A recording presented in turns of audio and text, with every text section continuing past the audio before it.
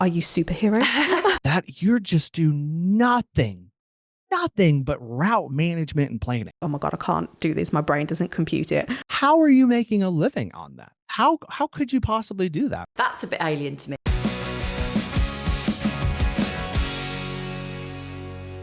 Welcome to today's episode of Let's Talk Dog Business, where today we are joined by Colin Funkhouser from Pet Sitter Confessional. Now, we have no idea where the conversation is going to go today, but I'm excited because part of it is absolutely going to include homeschooling. Here we go. Hi, Colin. Thank you ever so much for joining us on today's episode. Yeah, thank you, Joe. Thank you, Vicky, for having me. I'm super excited to talk with you about wherever the conversation leads today. It's amazing. So for everybody who may not know who you are, can you tell us a little bit about yourself and what it is that you do?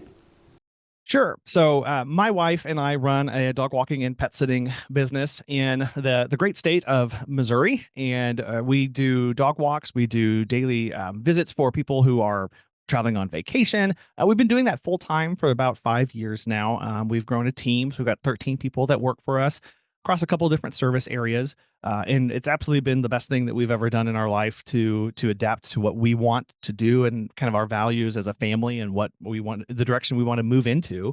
About the same time we went full time into our dog walking and pet sitting business, we also launched the Pet Sitter Confessional podcast. So we wanted to reach out and be part of a community of other pet sitters, other dog walkers across the globe, share stories, share tips and tricks and experiences, because we believe that everybody's better when we're sharing and telling our own stories. I love that. I love the fact that it's all this storytelling and that kind of collaborative nature as well. So how have you found doing pet sitting and dog walking then over the last couple of years then? How's your business working? Yeah, so we've gone through a couple different versions of ourselves, and it's kind of a continual evolution of what we want to do, and that's one thing we like about Megan and I didn't go to business to be small business owners. We didn't go to school to learn about this stuff. We were actually on a trajectory to be scientists. So we went to go get our master's degrees, and that's where we started dog walking and pet sitting because we needed to earn some extra money, and we just never stopped. And then about 5 years ago, again, we stopped our jobs to go full time into running a business. So it's been a learning experience at every stage along the way. When we first started doing this, we were actually doing in-home care. And so we would have dogs come to us to stay in our home, to do daycare and things like that. But the issue with this that we found is that we never got a break, right? We were never able to get away from the dogs, even though we love them very much, right? It was just 24/7, 7 days a week, 365 days a year. And we do have 2 small kids at home. So we were needing some pet-free kid places and some kid-free pet places and just space and time to live our life. We also looked into some of the rules and regulations and where we lived. And that's when we learned that if we wanted to continue doing this or expand our business, we would have to get licensing and registration and do inspections and do all of these things. And we said, well, we don't want to do this anyway because we need more space in our life. And we don't want to just become a boarding facility, right? We will leave that to the boarding facilities to go down that road. And that's when we converted our business into out-call service only. So we exclusively go into clients' homes, and we have tried to, adapt to telling people about what that is, because it's a weird service, right? Most people get their pet care from friends, families, neighbors, and acquaintances, people they already know, like, and trust.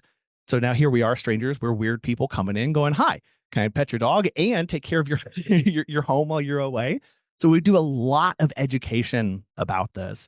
And then here very recently, we've actually been moving into trying to grow just more what we call daily dog walks. These are dog walks where people are away at work, not necessarily on a vacation. And that's just because we're looking for ways to smooth out the ups and downs, the volatility of running a seasonal business that is vacation care.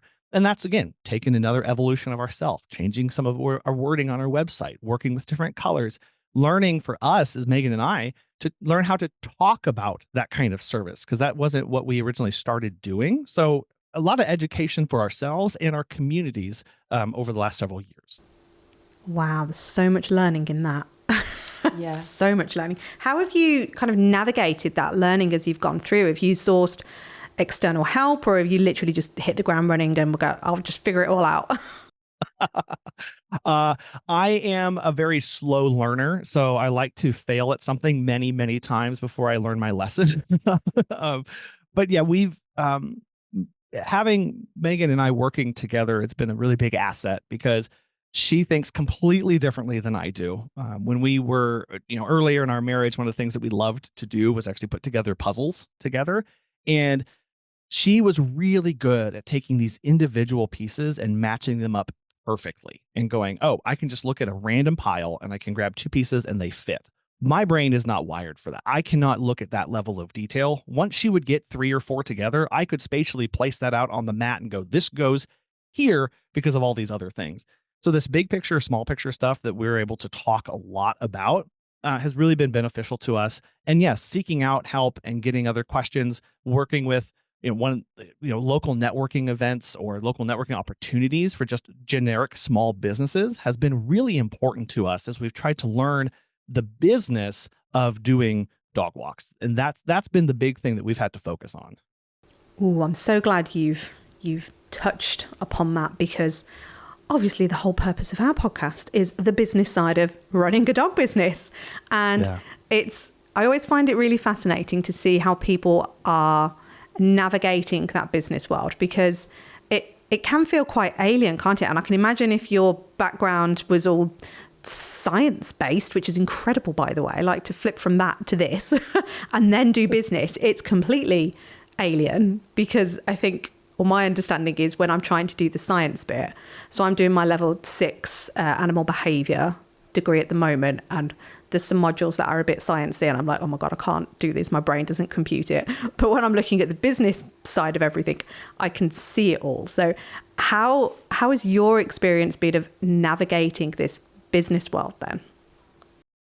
There's a lot tied up into that, right? Like there's just the identifying ourselves as business owners, right? When you walk into that networking event and it's like, oh, there's a fancy banker. Oh, look, there's a fancy doctor. Oh, look, there's a fancy lawyer. There's people with like these real businesses and these quote unquote real jobby jobs.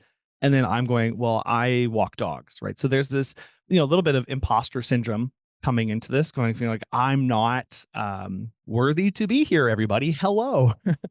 But what we quickly learned is that the more we share and talk about what we do, the more they're jealous of what we get to do every single day.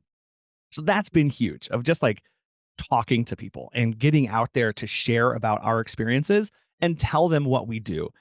Then there's the language barrier, because we don't have formal training in business, right? We don't have formal training in management. And so I may use a word or say a phrase that has a technical definition to it, right? That actually has a foundation to it that I might not be wholly familiar with. And so trying to talk with people about this has been really, really interesting. I gave a presentation one time, and at the end, the guy was like, that you're just do nothing but route management and planning. And I was like, oh, you're right. Yeah, I would never have put those technical words to it. So as we've been able to learn these words and go out and get more education, it helps with those conversations so that the next time I give a presentation to a businessy kind of people, I can use terms and buzzwords that they're more familiar with. And so they can actually start seeing how our business operates. It helps that communication and you get a lot better feedback as well. Yeah, it's very true. You struggled a bit, didn't you, to start I did. with? I was just about to say, actually, the language is a bit jargony, isn't it, when you come into the business world? But equally, I think it's something to think about for our clients when we're using, like as dog trainers, we use terminology that they may not understand. And so, you just get used to what you get used to, don't you? So it's always having that crossover of going, yeah, that's a bit alien to me. Now I'm really sure about it. And then I start using that terminology and my clients are now lost on it. Mm-hmm. So it's an interesting transition that I've found. Something I wanted to ask you about actually is your partnership with your wife. So you do find in this industry, it's quite common actually, in the UK definitely, for husbands and wives to team up. And you did say that it sounds like there was some strengths and weaknesses that like really complement each other. So obviously Joe and I are partners in this business and also our dog training business. And we have found it challenging, but also again, really complementary. Like, we've both got skills where we understand where our skills lie. We are just kind of accept the fact that you do that bit because you're better at that and I'll do this. Is that what works well with you guys then? Yeah, it takes two different things there. It takes humility and it takes trust, doesn't it? Right. I have to be able to say, I'm really terrible at this, right? Just like you said, Vicky, like I'm really bad at it. I'm genuinely should not be doing this kind of work. But then on the flip side, I have to trust that Megan is going to do the best that she can for the best interest of our business and our relationship as well. And not having those thoughts in the back of your head going, well, but what if she messes up, right? Or Megan going, what if Colin didn't do that right? It really takes a very high level of trust to go, I'm bad at this, but you're really good at this. And then I need to take my hands off. I need to be done working on this so that you can take it over. And it really helps your partner flourish. And whether you are in a relationship with somebody or you're just bringing on a business partner to help you run something, those two aspects of working with anybody at that level of detail and at that stress level too is exceptionally important to be able to just say, I'm bad at this. I know you can do this and I trust you to take this on. And that was a little difficult for Megan and I in the very beginning because we were both so passionate about our business. We were both so passionate about everything. You know, we'd sit down and we'd write on a piece of paper and say, what are our top 10 priorities? And she and I couldn't agree on what were the top 10 because we all thought they were number one, right? So that all of a sudden we're going, well, they can't all be number one. And your number one may be different than my number one, but also how does that align with our strengths and weaknesses? So your number one may be something that you're really good at. My number one may be something that I'm terrible at, but I think it's really important. And so I still need to go, this is valuable enough to me to hand off to somebody to then let them run with it because I trust them enough. And being able to talk about that, and having those boundaries, that's something that we've still work on, right? The dinner table is really attractive to sit down and have a business meeting about, right? And going, well, I'm exhausted, but I have nothing else to talk about. So can we talk about those marketing initiatives or how are those Google ads going on for you? Or, what's happening on Facebook to really say, no, I need to have that business time and I need to have that family time or just the us time where we don't talk about this because then it does become all consuming and know where those boundaries are. Yeah. Yeah, boundaries is a hard thing, isn't it? It's even like me and my husband. We so he has his own business, and I obviously have this business, and we find we don't get to spend much time together because he's off doing his thing, I'm off doing my thing. We've got a 3 and a 4-year-old at home, so when we're at home, it's like it's just all hands on deck to just keep the little people alive and moving. And then the sitting down bit for dinner is, oh, actually, we do end up talking about our work, but I think it's in a different way. It feels like it falls under that category of a bit more, it's a loud conversation because we're not that partnership. But then knowing, arguably, I suppose it's like when you and I go out for dinner and stuff, like we did it the weekend, actually. We went out and we did a whole day of like strategizing and actual work. And then it was like, right, 4 o'clock comes, it's like down tools. And now the wine is out. And I suppose it still creeps in a little bit, doesn't it, the conversation? But I think when you love it and you're passionate about it and it's exciting, then it's okay. But there is an element of boundary. Yeah, you can't not separate that. And I think that's important to know. And in running a business, and being a small business owner, it's a very personal thing. That's one of the best parts about it. We can run it how we want to run it and pull from our passions and our desires, which is one of the big things that sets us apart from everybody else, right? Your small business is different because it's your small business at the end of the day. That's so wonderful. But we also have to go, yeah, my personal life impacts my business life, right? How I'm sleeping, how I'm eating, how I'm exercising impacts how I can run my business. My relationship with my partner can impact how I run my business. And the boundaries that I have are going to impact how I run my business. On the flip side, how my business is going, I have to be fully aware that that is going to impact my personal life. When that client calls me and chews me out because they weren't happy about something, or maybe, they canceled services and I'm really frustrated because we were really banking on that, that is going to impact me as an individual. I can't in turn, I have to have those boundaries set up so that they don't then in turn the rest of my day in my personal life. Yeah. It's, I can imagine as well. So you mentioned before we kind of went live on the recording side of it that you guys are homeschooling as well. So I can imagine that the boundary side of it, I don't know whether it bleeds into that or not. So like I certainly talk to my boys about the business side of it because I'm passionate about it. I'm like, come on, you can literally do whatever you want, but let's try and do it within this. Like let's guide and educate in that way. And you are talking about work again. But again, like you said, it's that personal bit where it's like that passion's there and all of that. So how on earth do you fit in running a business together as a team and doing the home education side as well? Yeah, that's been a recent addition to our calendar and to our schedule, meaning that we are still in the throes of adapting to that. When we made that decision, it was so that we could have more time together, right? That we could be together and doing all of this stuff together. So we have a focus now on education and going, okay, well, if either Megan or myself is doing the homeschool side, that means that everything is now on the other person who's ever not doing the teaching now, who's not doing that stuff. They get 100% of the business activities. And that was a shift because basically Megan and I, we were, again, as we mentioned earlier, we were both living in our strengths.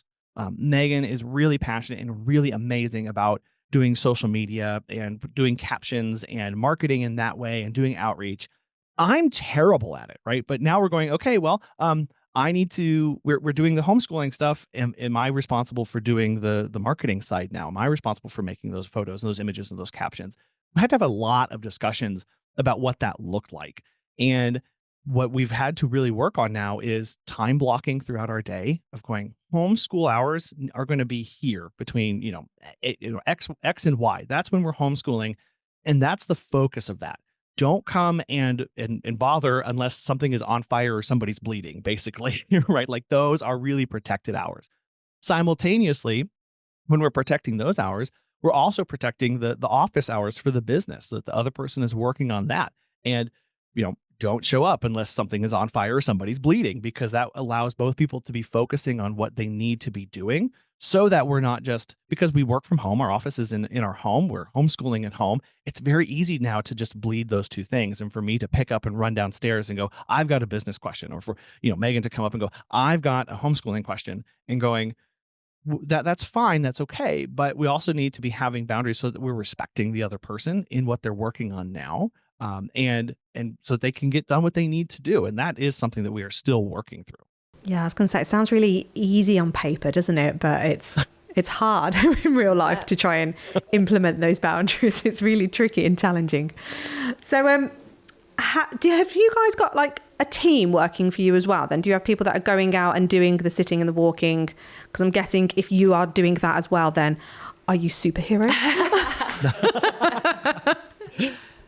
No, we're just really tired. That's what that is, Joe. No. So yes, we that was something that we are very intentional about with, again, how we grow and what are we doing? What to what end is this? And as we look to build resiliency in our business, knowing because what had happened was actually we were just starting in the business and we were in the throes of COVID, right? And our business is rocking and rolling. We're running on. It's just me and Megan, and we're killing it, right? Then I get COVID.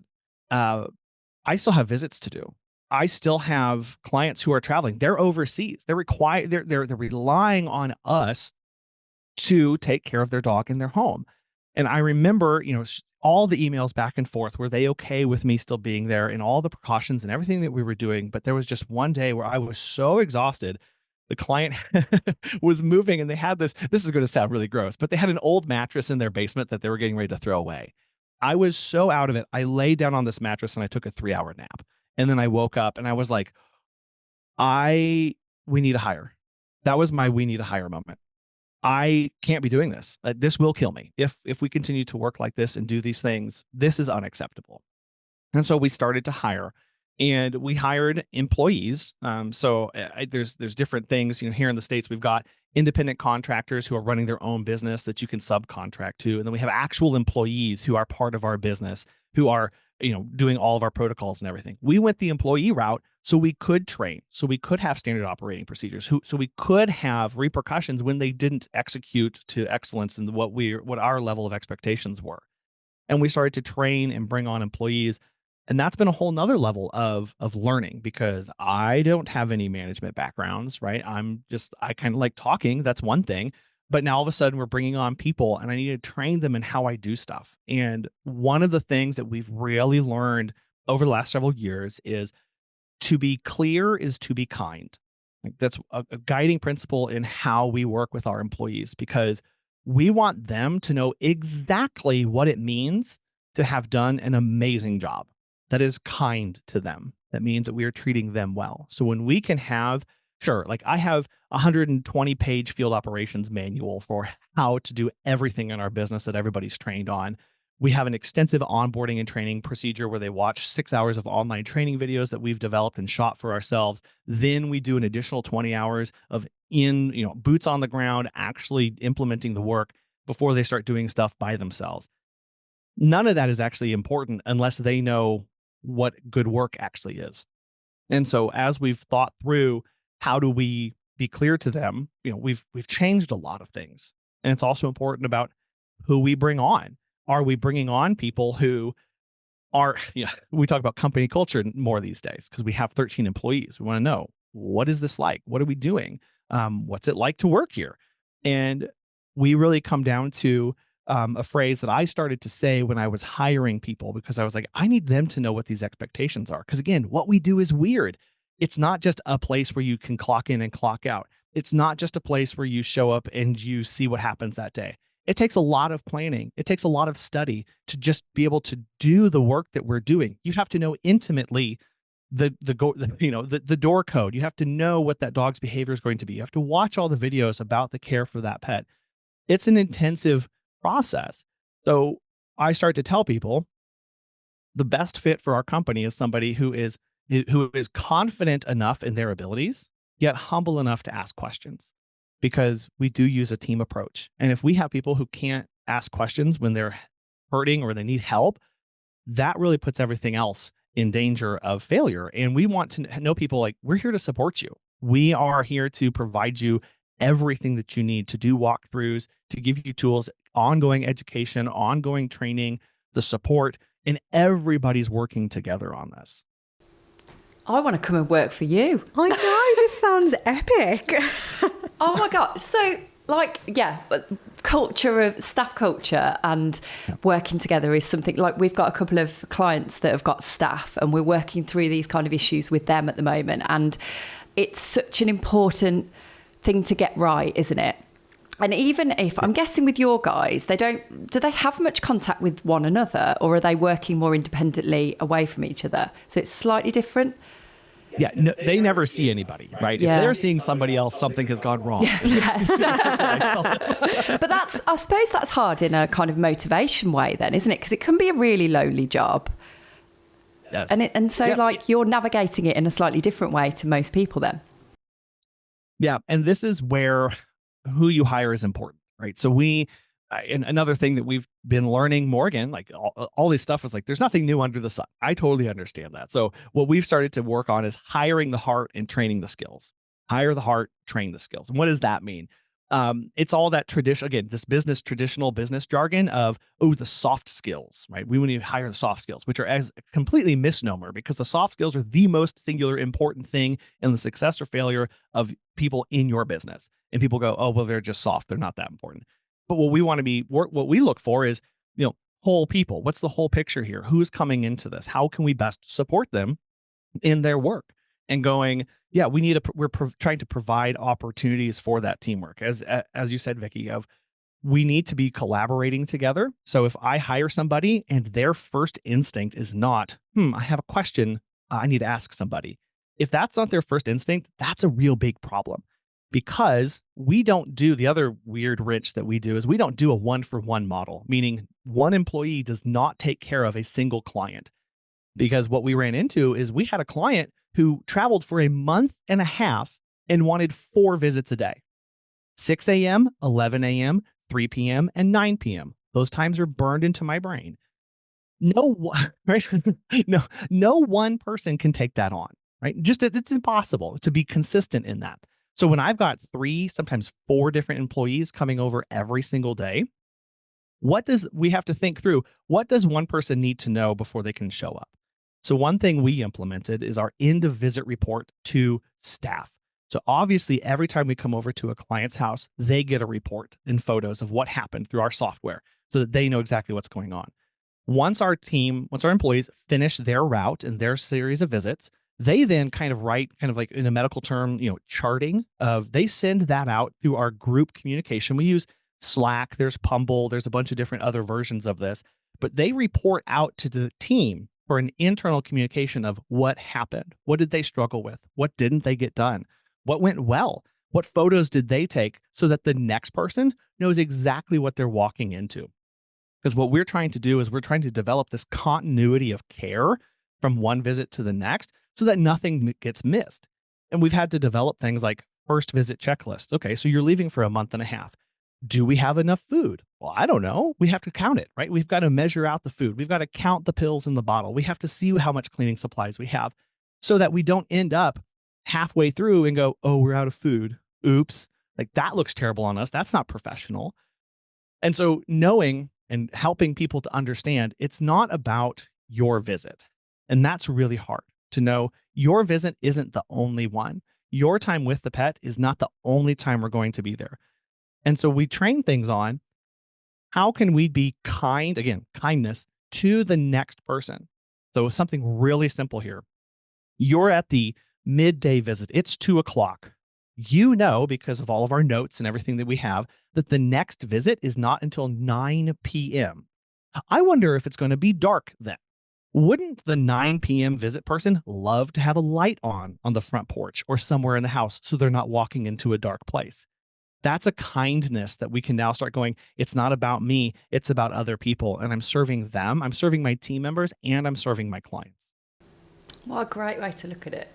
I love it. Yeah. It's making me have a warm, fuzzy feeling inside. It's really nice. It's really nice. And I think this is the joys of being able to run your business, isn't it? And like, this is the exciting bit, and also the scary bit, I suppose, when you're thinking about bringing staff on for the first time, and because that's a whole new navigation of business that you've got to wrap your head around. Yeah, it is, because those traditional questions of, is somebody going to do as good of a job as I am? Are they going to execute well? And I'm being perfectly honest here. There are people on my team who are way better at dog walks than I am. They're way better at scooping litter boxes than I am. And I'm really glad that I found them, right? Like that's one of the things where we kind of, as running our business, we were all these different hats of, oh, I'm marketing, I'm chief financial officer, I'm HR, I'm all of these things.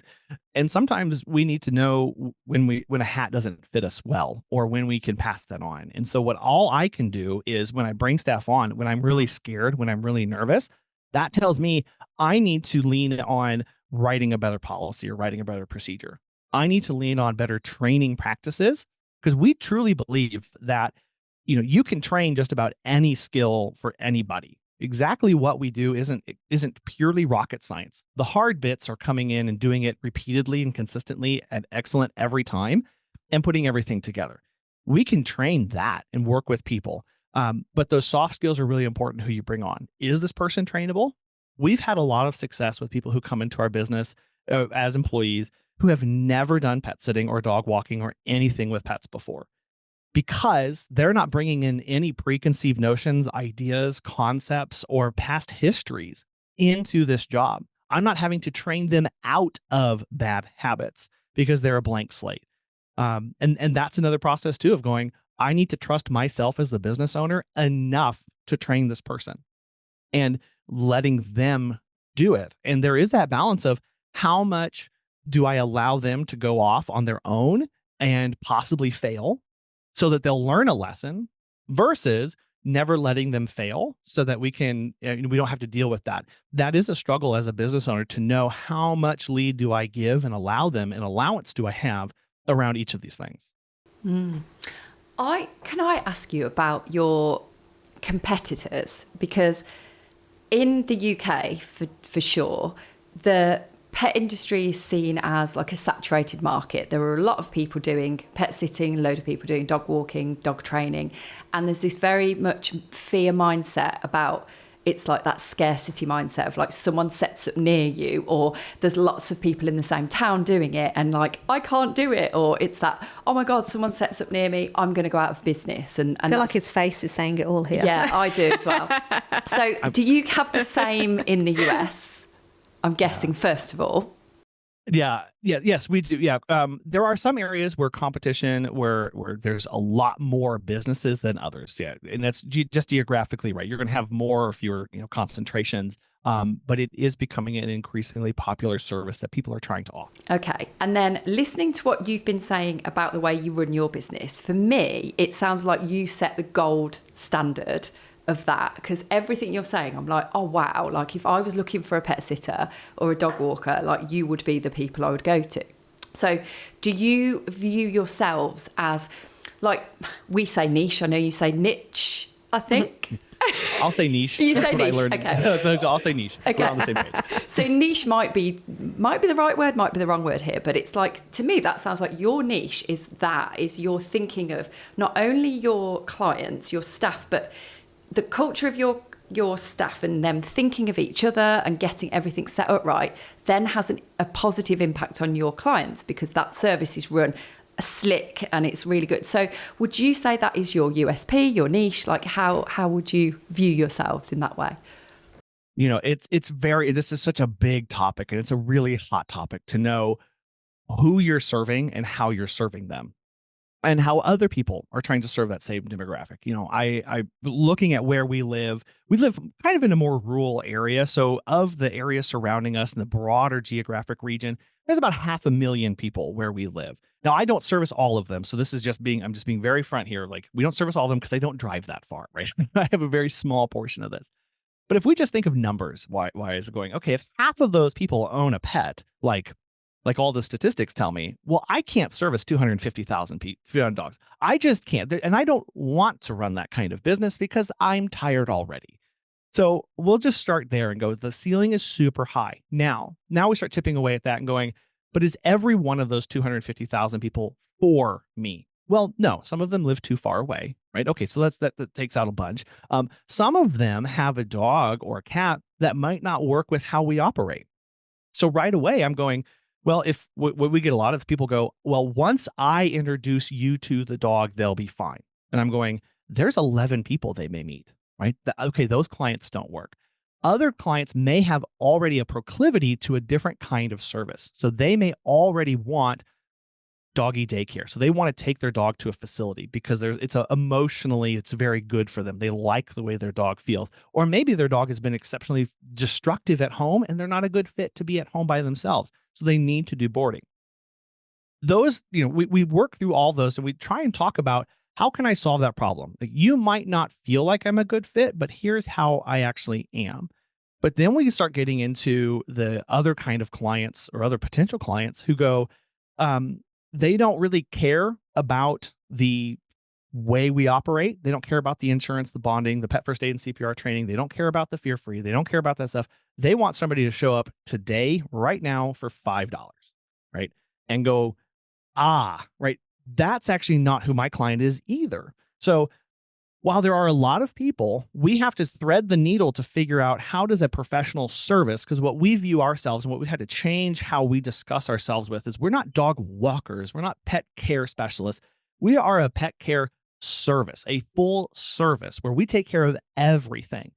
And that is how we've had to niche down and pitch ourselves. There are, I don't know if you guys do this or not, but if you jump in a local Facebook group for a place near you and somebody says, I need a dog walker, if you scroll on that, you'll do nothing but get depressed, because there'll just 100 people there. And you're like, where did you come from? And we have to recognize that in the economy that we're in right now, and over here in the States, where we go, and almost just about everywhere, where inflation's really high, so people are becoming more and more price sensitive. Additionally, at their current businesses, or somebody has a 9-to-5 job, they might not be making enough to keep up with the inflation. So they're going to look for side gigs. So what do? Low barrier to entry jobs, dog walking and pet sitting. They start offering these things on the side. Now I've got people who are price sensitive, and I've got more people entering the market to own and operate their quote unquote business. They're going to match up nicely. And I kind of, as a business, just have to let that go. There's no way I can compete for that. I'll never be cheap enough. I don't want to be that cheap. And just going, what can I talk about? I can talk about the standards that we're trying to set and how we operate and why that's a good thing, and still doing that education aspect. This is good because I have insurance. I know you don't care as the pet owner. You just want somebody to show up today. Here's why you need to care about that insurance. And we spend a lot of time talking about why people need to care about those things. I love all of this so much. And I'm guessing then, because you can tell how passionate you are about what you've created, and you should be really proud because it sounds amazing. And I'm guessing that this is the messaging you're putting out there, and that is your, like I was saying earlier, it's almost like your USP and your niche, because you're like, this is who we are. We're not prepared to compromise. And if you're in, you're in. And if you're not, there's plenty of other people. Yeah. When we first started marketing, I like to do this. And if you haven't never done this, go to your social media, go to your Facebook, and on your own page, scroll down to those first few posts that you made, a year ago, 5 years ago. Some of them are a bit cringe, right? And you'll go like, oh my gosh, what was I posting about? But if all we do is talk about that, we do something, right? I dog walk, I train. Why would anybody choose that, right? There's no reason, because that's all on that Facebook post where somebody said, oh, I dog walk, I dog walk, I dog walk, I dog walk, I dog walk. But how do you do that? That's that real niche, that differentiating factor that we can talk more about, of how we do things. And then we as the business owner, we have to go at some level. People may want a dog walk, but they might not want a dog walk how I provide a dog walk, because I do have policies. I do have procedures. I have a cancellation policy, right? Everybody should have a cancellation policy of what happens when that client says, never mind, I don't need you. You have to think about, are you still going to charge them? At what timeline? Is it 50%? Is it 100%?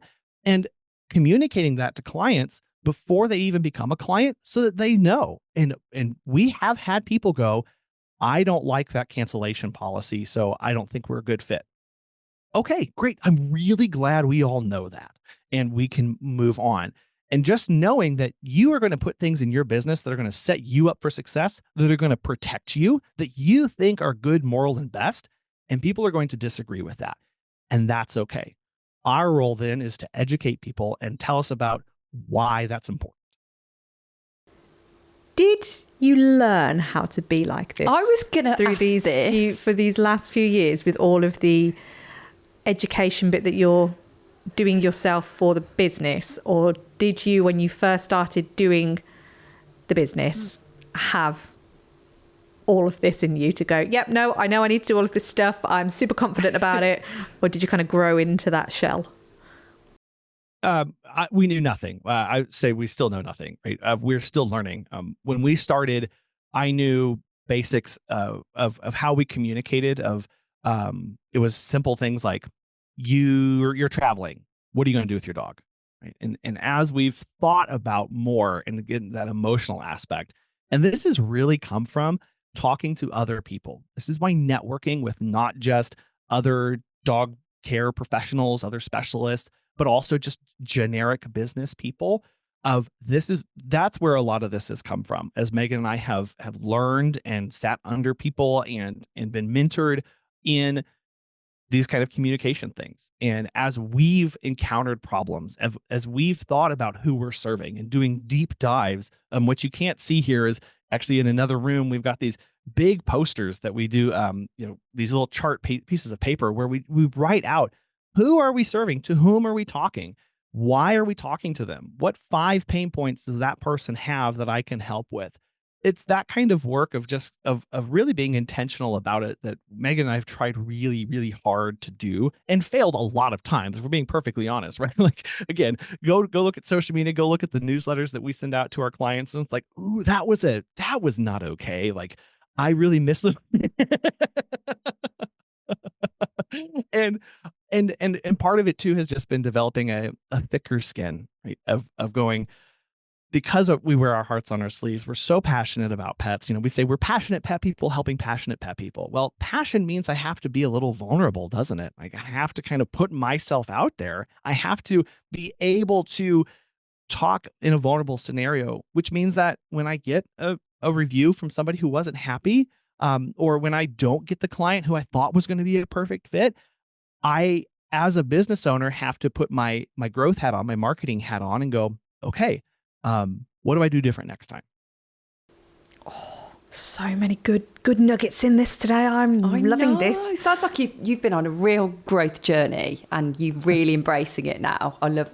Just amazing. Yeah, it's really humbling to see. Actually, I can see it all from how you're talking.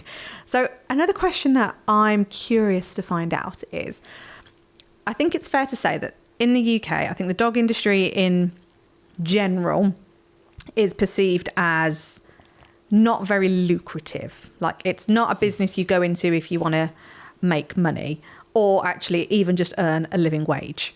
Whereas we don't agree with that. It's like, actually, it's a very lucrative business, and not in a sense of, oh, you're just going to go in and money grab and all of that, because obviously you are passionate about it and it is animals and it is dogs and what have you.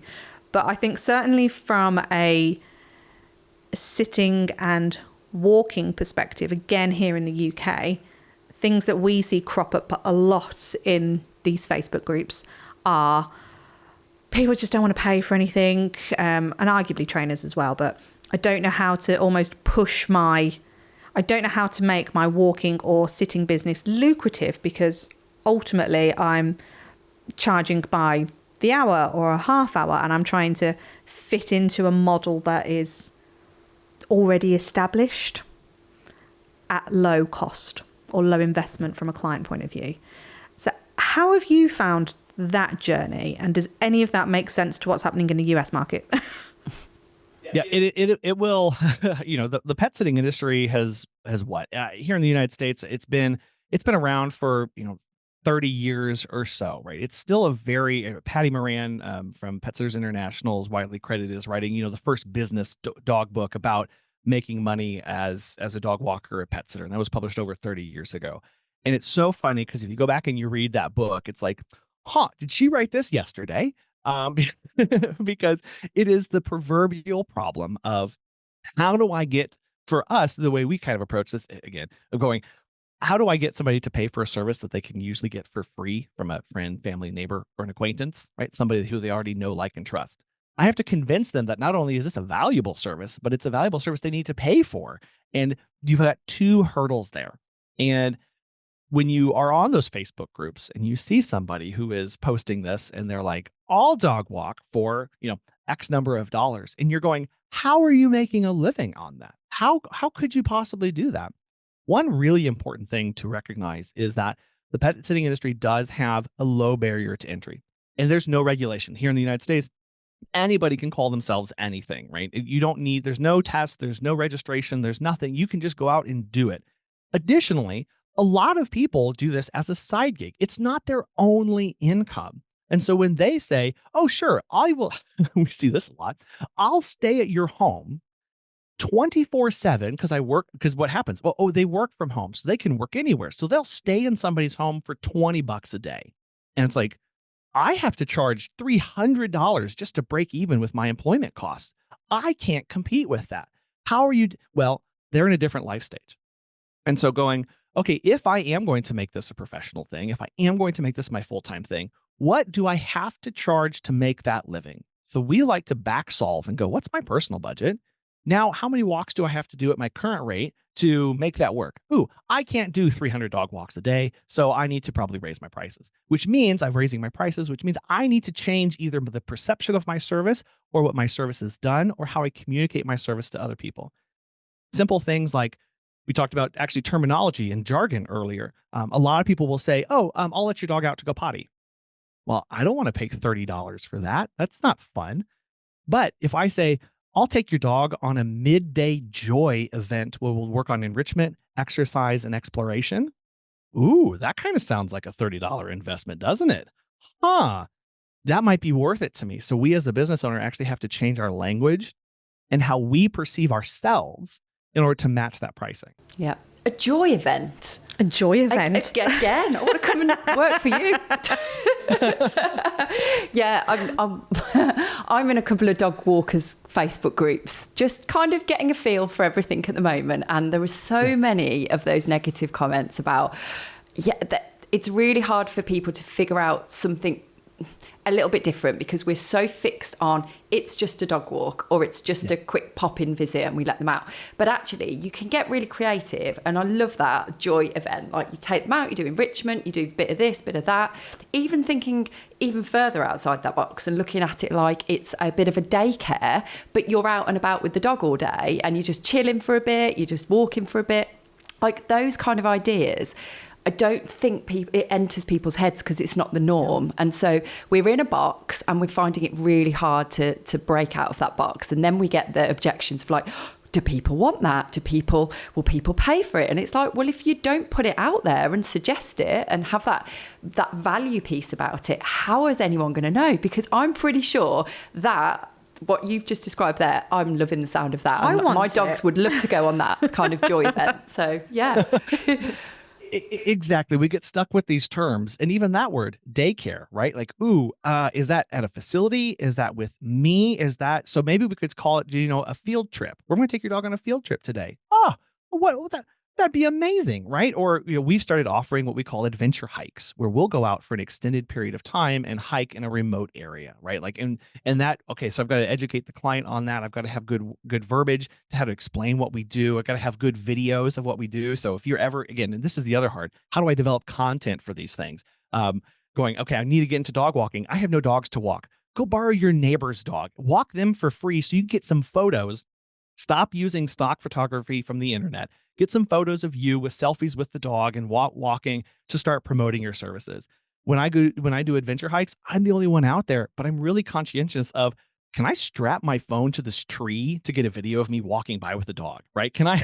What can I do? Because I need to show people what it's like to be out there. It's the show and tell people, so that I can have the images and the words that match the expectations here. And focusing on those words. How would you personally describe this in a very detailed manner, in an emotional manner? Because that's what we're connecting with. They don't care about the potty or the poop unless they have they're really worried about accidents. They want to know, is my dog okay? Did my dog have fun? Did my cat enjoy your visit? We've had people who have traveled and they want us to come over 2 or 3 times a day for a guinea pig, because they want us to sit on the floor and scratch the guinea pig's head while he runs around, and he wants to see videos of the guinea pig making squealing noises as he hops from place to place, and the cute, adorable videos of him munching on crunchy lettuce. Like, that's what the client wants, and we can connect them with that. Yeah. We're working with the dog walker who's thinking she's been diagnosed with some arthritic problems in her hips, and she's looking to the future, and she's like, I don't know if I can do regular dog walking anymore. And we were trying to come up with some ideas, and she is actually the dog walker for a dog that Joe and I are working with at the moment, and she's been really instrumental in keeping the consistency going with the training, because that's when you're a dog trainer and they've got a dog walker as well, the first thought is, oh God, they could potentially undo all the hard work that we're trying to get the owner to do. So we kind of position that to her, and she's really thinking about it and going, do you know what? Like, I could be the bridge between the trainer and the owner and be that person who takes the direction and is, really willing to do it. And I was like, what an amazing niche that could be. Like, you're not just a dog walker, you are that person who just takes the dog out but keeps the consistency in the training as well. So potentially that's the kind of route she's going down, which is like really nice if that happens. Yeah, we like to, any business needs to view themselves instead of a spoke on the wheel at the hub, right? And going, who can I connect somebody with? And how can I keep my client connected to the services that they need? Because then I start to become what? I start to become invaluable to them because I have knowledge and connections and resources to help them. Our goal as a company is to help pet parents live their best life through every stage of life with their pet, meaning that I have a 10, 15-year long plan or goal to be with this pet. And I know that the walks I'm doing at the puppy stage are not going to be walks at the geriatric stage. And that's great. And we need to be able to adapt to that. So partnering with trainers and being able to say, hey, let me sit down with a phone call. Let's go get some coffee. Let's go meet up for lunch so I can talk to you about how you're working with this dog and how I can help you. Yes, be consistent. Then we become an invaluable resource. That trainer can start to go, this person knows what they're talking about. This person can help you get involved in and help you, along with this training journey, so that your dog isn't getting just one walk a day, but sometimes the owner walks them in the morning, the dog walker walks them in the afternoon for an hour to do an extended, we could call it a training reinforcement session, or whatever you want to term that to be, to go, now I'm actually helping with this very specific problem. And like you said, Vicky, going, this is a bridge that I can be. How do I view myself as more than just a dog walk? Exactly. And it's elevating their purpose as well, because I used to be a dog walker myself, and it can feel, day in, day out, the same thing. And then winter comes, like the winters here and they just get filthy, and it can get you really down if that is, your purpose is literally just taking the dog out and there's nothing else around it. So I think if you can give yourself a bit more of that purpose and have like a reason to jump out of bed in the morning as well and go, I am making a difference. It's not just a quick dog walk. It's actually, making a difference to that person's life and the dog's life. To that person's life. Exactly. We've been doing this over a decade, 12, 13 years now. I've never had a dog reach into their pocket and pull out their wallet to pay me at the end of a walk. A cat, a cat has never called me letting me know it needs its litter scooped. It's always a concerned person. It's always somebody with worries, fears, experiences that's calling me worried about their pet. Some stats is, I saw recently, it's maybe a year old at this point, 7 out of 10, 70% of people who own pets would delay medical intervention in their life if it meant they could pay for medical intervention in the life of their pet. If we really internalize that kind of statistic, how does that change what we talk about? How does that change the language that we use and the services that we offer? Right? Like, now I'm not talking about just a pet anymore. I'm talking about a child or a sibling, right? I'm talking about that level of connection and an emotional response. And that's something to remember too. When we make a mistake, because we're not perfect, when we make a mistake, sometimes the response from that client is way more above and beyond than the actual thing. And because it's not, oh, they fed them 2 scoops instead of 3 scoops. What does the client think? They're starving my dog, right? They're starving my dog. They only gave them 2 scoops instead of 3. So being ready for that on the back end, we like to connect with those passionate pet parents, but also having that thick skin again and those systems in place to go, when they communicate to me, I need to know I'm speaking at a very emotional level at both ends when I'm talking with my clients, so that I'm ready for that. Yeah, it's there's a lot of emotional baggage that comes with being in the pet industry, isn't there? You've got the animals you're thinking about, you've got the people to think about, you've got all of that to navigate, and then chuck in, you've got to figure out all this business malarkey as well and do the things that you love doing. And it's a lot. You can see why a lot of people actually leave the industry as well, can't you? Yeah, it is. There's a high turnover rate. People come in and they are trying to do everything. They are driving too far, right? They're going too far out of their service radius because they're taking on everybody. I see Vicky, you're going, yes, absolutely, right? We go, oh, you're 35 minutes away? Yes, I'll do you. I'm coming over. We're driving too far. We're taking on the bad clients that aren't good fits for us. We're charging too little. We're also emotionally invested. One thing we never really talk about in the industry is whenever a client's pet passes away and how that impacts us. The first time you walk into that client's home, when they had 3 dogs, now they've got 2, and you get hit like a ton of bricks in the chest and you have to step out for a moment going, oh, right. Like I really miss Baxter today. Like, oh my gosh, I wasn't prepared for that. Or I am having a really dark day in my life because my mom passed away or my child is sick and I still have to go out and do all these things. What kind of practices do we need to develop in our own personal lives to cope with those? And knowing that sometimes the best thing we can say is no, I don't, no, I'm not coming out and doing that today. I'm not taking on that booking that weekend. That's a birthday that I need to go attend. I don't need the money. I need to spend time with my family so that I can enjoy that time with them. That's more important. So understanding, again, we get into business for so many different reasons, don't we? Where we go, why am I in business? Oh, I love animals. I love animals. I love helping people. At what cost? right? That's what we never think about on the back end. How many birthdays are you willing to miss? How many Christmases are you willing to miss? How many sleepless nights are you willing to have for the love of animals? And a lot of people realize really quick that love of animals, that love of people doesn't overcome those costs. And so having those boundaries, pick a weekend a month, right? Pick a day a week where you're not doing anything. Oh, just a morning, right? I'm not talking about taking 24/7 off, because that's really scary as a small business owner, isn't it? Especially when we're just starting out. But going, do I have 2 hours today where I can go just lay in the grass and enjoy the sunshine? Maybe not in the upcoming UK winter, but like maybe we'll I'll go watch I'll go watch a YouTube video of a beach, right? That's what I'll do. I'll watch a beach sunset. I'll be happy or whatever. Or yeah. or can I go find who's a friend who I haven't talked to in a little while to go catch up with coffee? All right. Like that. I'm in business so I can spend time with my family. So is my business keeping me away from them or allowing me to have that time? And really thinking about what that means. Wouldn't it be amazing if everybody thought of that at the point of starting their business, or they were giving that advice at the start point? Because arguably that's where people would go out and do what you've done, which is go and get the support for the business to make it work for the whole reason that you've got into it in the first place. Because then this is where we all get stuck, isn't it? Like we go guns blazing, all in, like, yes, look, I'm going to do this thing. And then I'll take all the work. I have no idea what I'm doing. Now I'm overwhelmed. Now I'm not charging enough. Now I don't know how to get out of it. So if I do take that weekend off to go and spend the weekend with family, friends, whatever you want to do, it suddenly becomes really overwhelming at the thought of like, oh my gosh, I may not actually make enough money to pay the bills this month.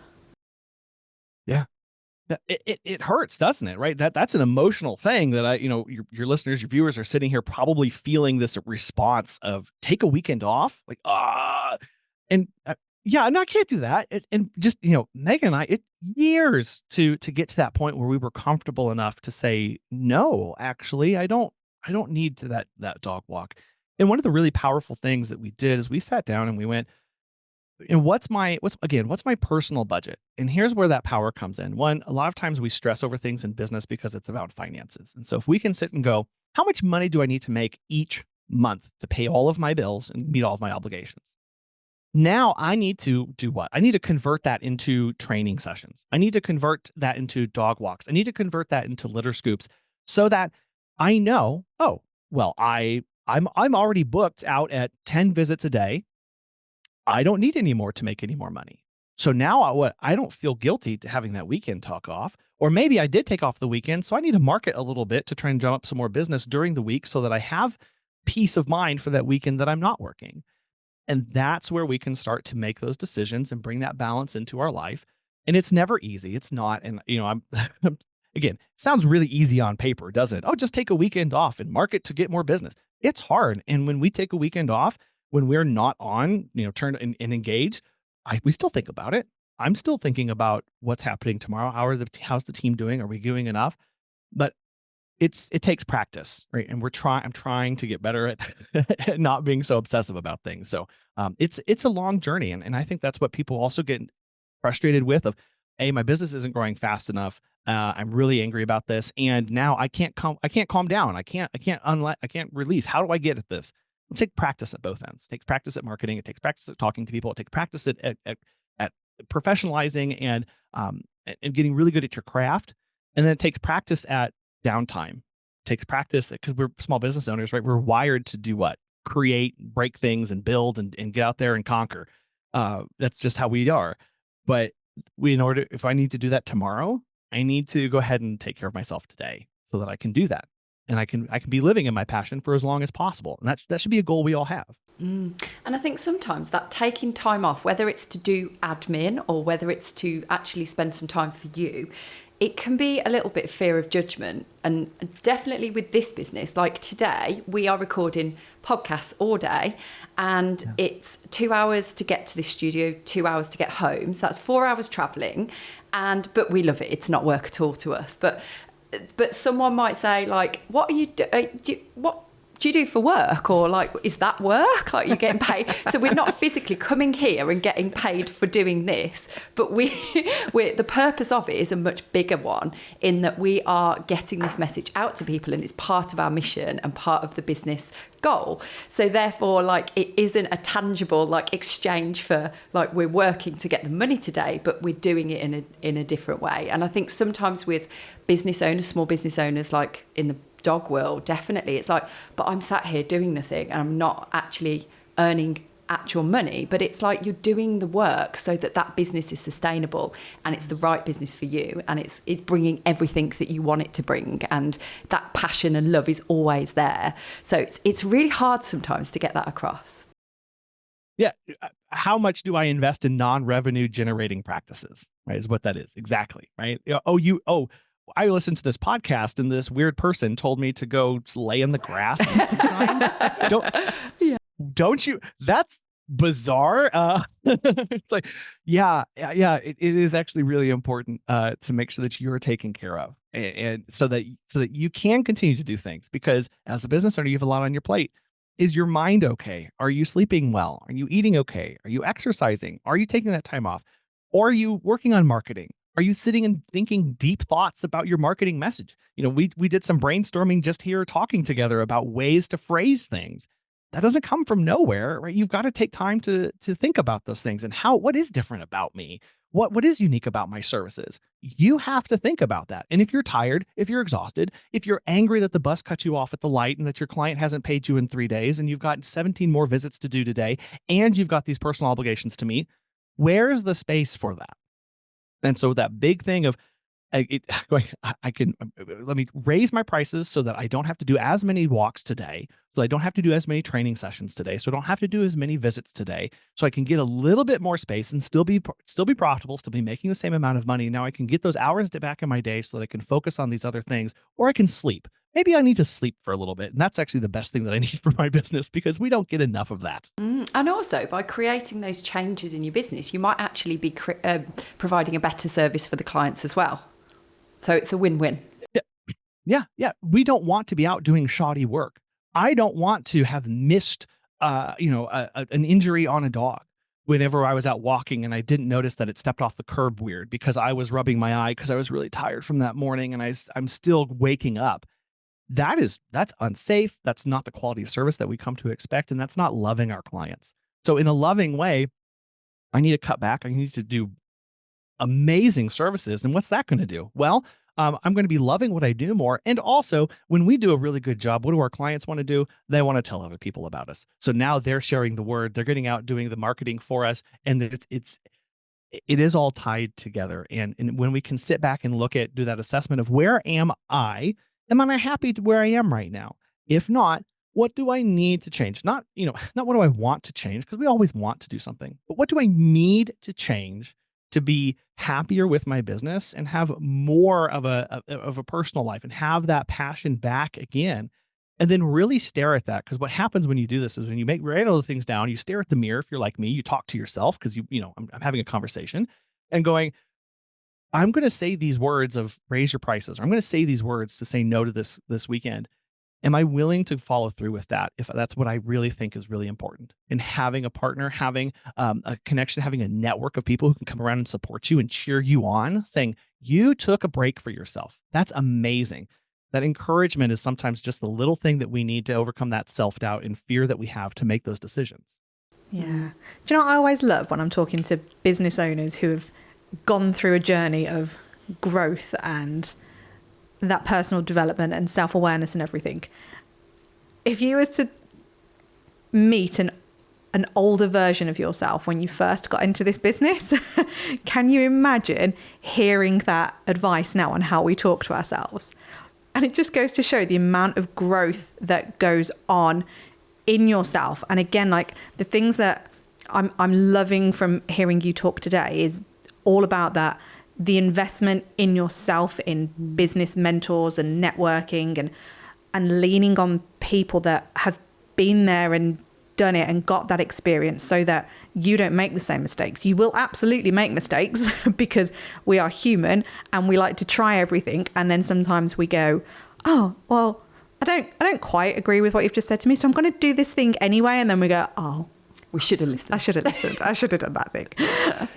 But it just fascinates me because I always think, like when you were talking, all I could think about was, do you know what? If I was sat here now, like, and speaking to the old version of myself when I first started my dog training business, I'm a million miles away from where I was as that person. Yeah. So I think it's really easy to forget sometimes because we are showing up and we are doing the work every single day and we're still learning and we're still implementing and we're still growing. So for anybody listening that is maybe on the first bit of embarking on this journey, like just keep going, just keep listening, keep consuming, keep leaning on people, invest in mentors if it feels appropriate for you. Because speaking from 3 established business owners here on this episode today, we're all saying the same thing. Like it's a worthwhile journey to do. Yeah. And it is hard because it has to mean that I don't know everything, that I have to tell somebody that I don't know everything, and I have to be eager for that help. And again, the things sound weird and they sound crazy when we're just getting started. Yes, 5 years ago when Megan and I first started going full-time in our business, the very idea of taking a weekend out a month to just go do something, that's impossible, right? That's impossible. But as we start going in and we suffered burnout and we got tired and we were exhausted, and as going, okay, well, if I really think that that's important, what do I need to start doing today to get there? And knowing that this is a long build. Sure, there's going to be times to hustle and I've got to do some sleepless nights and I got to do some planning and I may overbook a Christmas or two, but that's to what end? And I think many times we can become so myopic and just go, it's Wednesday, it's Thursday, and here's what's on my schedule, and this is what I have to do. And we don't have that time to think ahead to next Thursday or 100 Thursdays from now or 10 years from now and go, is this what I still want to be doing? Is this why I got into this? And then yes, going, okay, if that's not what I want to be doing 10 years from now, what do I need to change right now or start working on, start learning, start investing in to get to that point? And that never changes because we are always growing and adapting. And what I thought I wanted yesterday, well, I actually experienced something today that tells me I don't want that. So back at it. But that's, again, that creativity and that amazing aspect of what we get to do. Yeah. Ooh, I could talk to you for another several hours. So we haven't even touched on your podcast, really, because I wanted to ask you about that. Keep going, go on, get it in. Yeah, so you did mention about the collaborative approach with your podcast. What has, you've been going a while now, haven't you? Yes, we've had 5 years, and actually, as we're recording this, we just released 525 episodes. That's a lot of episodes. Yeah, I saw that earlier. See it. Yeah, yeah. Impressive. So, what has changed in that time when you started it to now? What's the overarching purpose of it, and what has come off the back of that podcast for you? Sure. So when Megan and I first started, right, again, this was over 5 years ago. At that time, we had been pet sitting for, 7 years or so. And we thought, what we'll do, because we were looking for something just to do together and kind of something fun and creative, because that's kind of outside of our wheelhouse and just experiment with this. Our original goal was to share some of our tips and tricks on dog walking and pet sitting. And we kind of planned out our episodes, and I had 15 planned of, this is how we do a dog walk. This is how we do a pet sit. This is how we do a meet and greet. We call it our Back to Basics series. It's still out there. You can go back and listen to that. But then somebody reached out to us and they were like, hey, I'd love for you to talk to us about how we pet sit. And I was like, that's it. That's it. That's actually what we need to be doing. We need to be talking to other people about what they do and their experiences, because Joe, you mentioned of how nice it would have been to have conversations like we're having right now back when we first started. That's really the core of what we want. Wouldn't it be amazing if you could be exposed to a story of somebody's starting struggles, where they are now, what they've learned, how they're operating, questions that you've wanted to ask a business owner of, why do you have your policies like this? What is your cancellation policy? Have you gotten pushback from that? What's it like operating, in the UK in the winter? That sounds terrible. Yes, I agree, right? It's like all of that stuff we can finally, I was genuinely curious, and Megan wanted to know. And we thought, what better way than to interview people and start asking those questions to help other people be exposed to that. And we have been completely blown away by two things: people's desire for that kind of content, and two, people's willingness and vulnerability in sharing their story. That is, I will never take that for granted, in knowing that people come on and they share, yeah, this is why I started. This was the struggles I was having at that time. Here's those mistakes that I made. Here's what I learned from that. And here's where I am now. That takes a lot of vulnerability. And what we love is that we can learn from everybody at every stage, whether they've been in business. I think that the youngest business that we interviewed, they had only been open for like 3 months. And the longest term interview, person who we've had, they've been in business for like 33 years. And knowing that everywhere in between, there's lessons, there's experiences. Because the person who started 3 months, she started because of COVID. And so she was in a world unlike the person who had started 34 years ago. So her startup experience was completely different. And it was so refreshing to hear, and this zeal that the people have. And that's been really wonderful to be able to share those experiences with people. And it's helped Megan and I personally, as we've just naturally wanted to network and get to know people and hear and listen, and grow in that way. Amazing. Oh, It's so much fun. Do you know what? We get some really nice feedback from this podcast. Isn't it lovely that people actually take the time to reach out to you? And actually Total listen to us. strangers. Yeah, actually, yeah, complete strangers. But they're like, oh my God, you've changed my thought process. And people actually start implementing things off the back of hearing us talk. And it's like, we're just having a conversation. We're just having a chat about what's worked for us. And they're going away and they're actioning things. And oh my God, that's so nice. It's such a lovely feeling. Yeah. And, Megan and I, we're not coaches. I don't have a 10-step program to do something. I don't have a consulting thing for whatever to lead in or whatever.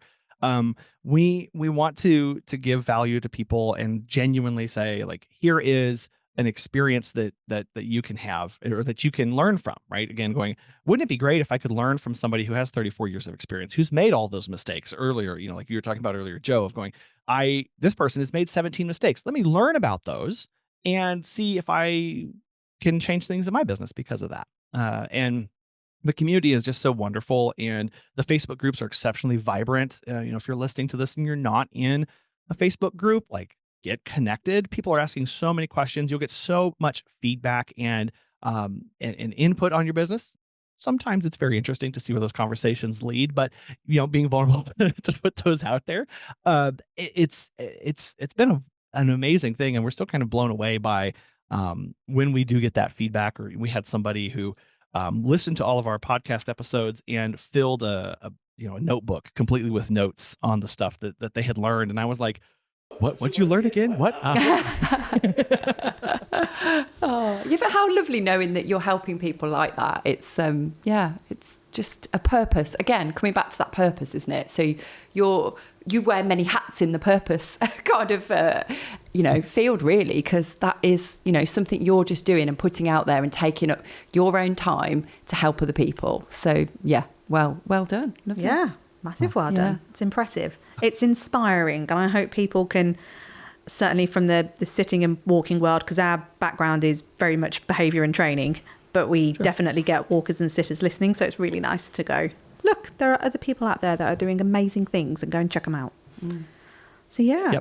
Yep. That's our goal of making sure people know that they're not alone. At the end of the day, you're not alone in running your business. You're not alone in the feelings and frustrations you have. You're not alone in that weird client who's asking you, way beyond your boundaries of what you want to do. And knowing, talking to people, there are resources out there to get connected to, like your own podcast as well. Going there, get connected, listen to good things, listen to good resources, and surround yourself with good people, and you will be the better for it. Yeah, absolutely. Love it. So we've got one last question for you then, which does stump a lot of people. So just giving you a little bit of a heads up on this. But you may come out with an answer straight away.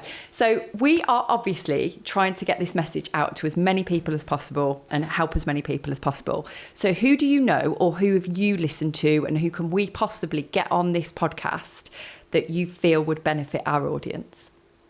Sure.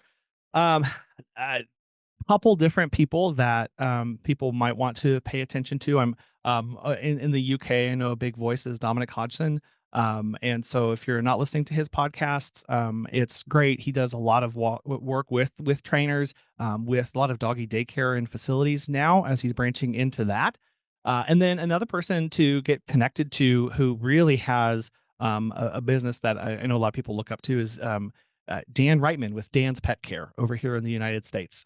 He runs a pretty large business and is also really passionate about self-care and taking care of yourself, and has worked through a lot of stuff as well. So those are two great people that I'd recommend that you get connected with and pick their brains on.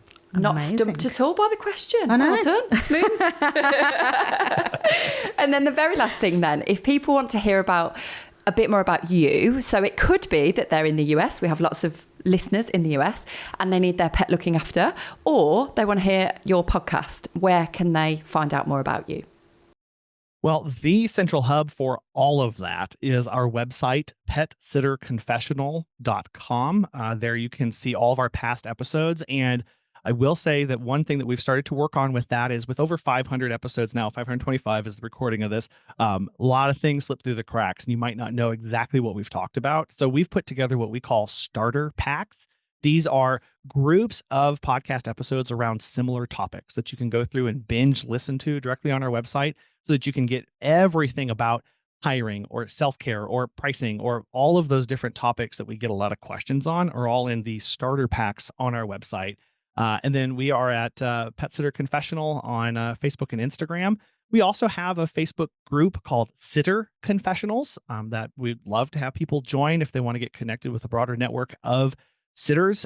They have questions in there. There is one rule. I hope it's a theme that you've heard in this episode. It's be kind to join the the group. So that is what we ask of people, to be in there and to be supportive of one another, no matter what their decisions are in their business, because it's our businesses. So all those places. But petsitterconfessional.com would be the place to start.